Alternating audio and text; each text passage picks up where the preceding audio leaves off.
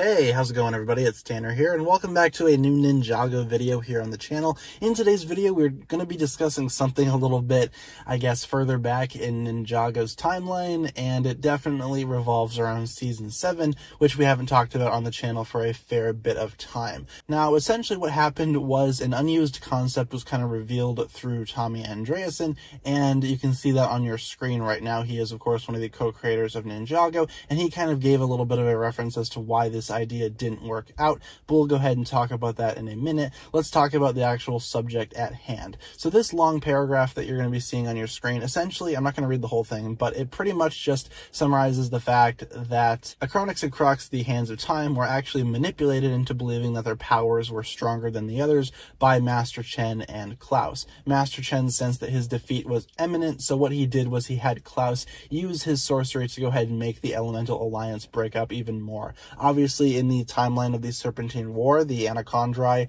were responsible for a lot of the destruction at hand, but overall it was actually caused by Master Chen, who recognized the paranoia coming from both sides, the Elemental Masters and the Anacondrae, and actually used his manipulation skills to make them fight one another. So I could definitely see him doing the same thing here with Acronix and Krux. He basically took two of the strongest Elemental Masters and kind of used sorcery from Klaus to convince them that they were better than the rest, hence starting their revolution and turning them into villains. So then when you think about it, Acronix and Krux weren't actually evil to begin with. Yeah, they might have been, kind of narcissistic in their own way, but they weren't downright evil. I mean, they were only evil after Master Chen manipulated them. Of course, Tommy Andreasen went on to go ahead and say that this concept did not make it into the final show because something about the network didn't like Master Chen or something like that. Apparently, Master Chen was used too much, so that is why Acronix and Krux were just kind of developed on their own to, grow these feelings. Within the timeline of the show and within the actual canon of the show itself,